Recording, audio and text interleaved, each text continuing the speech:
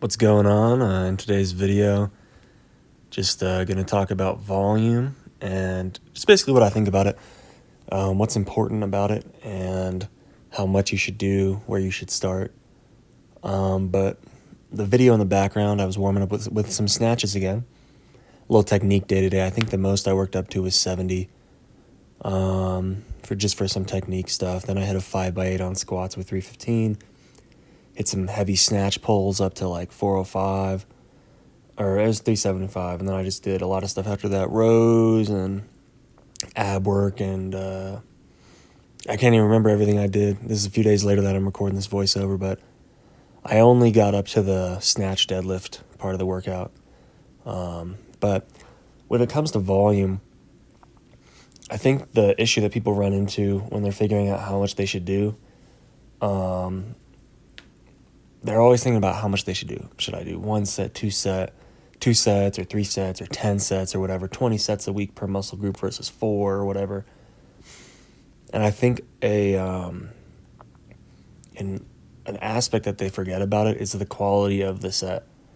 And I'd say the easiest way to determine this is how close is that set to failure. If that set is to absolute failure, I'd basically put that on the one side of the spectrum that's like, extreme quality, the most you could get out of that set. And then far away from failure would be, the least amount of quality. So you think about running, that's tons of volume if you ran like 10 miles. But is the quality there, for hypertrophy? Not really. Versus like sprinting, it is maximal, high mechanical tension, all that blah, blah, blah stuff. And the volume, you can't sprint as much because it takes so much out of you.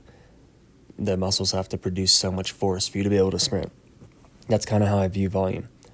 But one thing I think that people forget about volume, or they don't know about, and this is kind of my opinion, is that there's some amount of capacity that needs to be built. So I think this is the best set I did today with the snatch, just a little 70 tempo. But when it comes to volume, there's a capacity aspect. So you need to focus on getting 5, let's say you have your start number, and that's 4 sets per week. It could be really anything, but let's say it's like 4 or 5 sets on the lower end, maybe 8. Some people might start with 8, but let's just say it's 4 to 5 sets, 4 to 6 sets. Focus on getting those sets as hard as possible, just great sets. You're hitting those muscles. Let's say you do that a week, and then you go up like to 8 sets, and then you get you need to keep this quality of it being 4 to 6 amazing sets.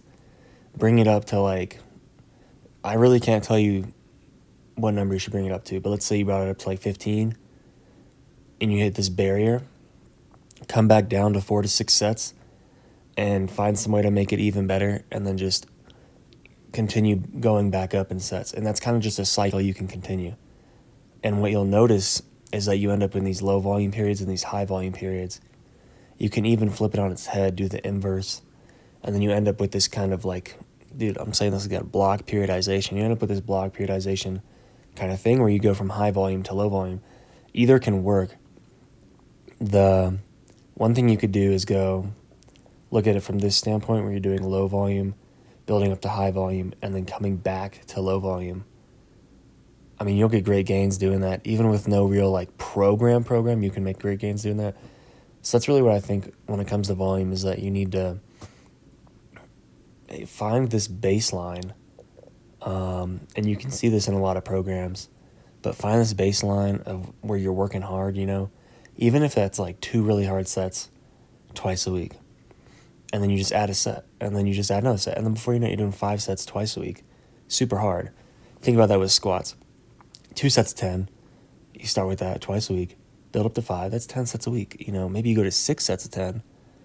That's pretty crazy. At the same weight, come back down to 2 sets of 10. You could probably add 10, 15 pounds. Or jump into 8s and start at 3 sets of 8. Add sets until you're at 5 or 6. Come back down. And then go to 6s, and then 4s, and you can repeat that and make really good gains. So there's really nothing magical in this bodybuilding, strength training kind of hemisphere or whatever. There's nothing magical. You just got to find what works, what's repeatable. That's really what it is. Will get you gains. And after a certain point, you're not going to make magical gains. It's just, you're just, these little chips. And you just got to chip like 1,000,000 times for like 15 years and you'll be huge. That's really just kind of what I think. I feel like that's just the reality. Like, natural gains slow down, but that doesn't mean that you can't look amazing and you can't be huge as a natural. Every pound of muscle, every like next pound of muscle is so much more, it influences how you look so much more, because it's so easy to get that like first 10 to 20 pounds of muscle. Then the next 5 after that, the next 5 after that. Eventually when you're getting like 30, 40 pounds of muscle that you've added over like, 5 to 10 years, 1 pound can make the difference. That's just like that finishing touch, you know what I mean? Where you have this like base painting, and you just put in the little tiny details on at the end. So that's pretty much it. This is the 375. It was a grinder. It was just a snatch deadlift, not a pull. But that's all I got to say on volume. And this little snippet of, voiceover and all that. I've got a ton to say. If you guys have any questions, let me know, and I can clarify things. Obviously, it's a pretty complicated topic in a way, but at the same time, you just got to get after it and get lifting.